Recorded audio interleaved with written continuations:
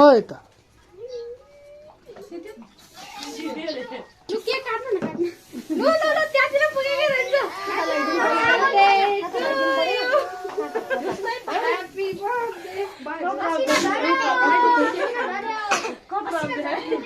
birthday आमालाई खाने बेला के हालिरहनु भएको छ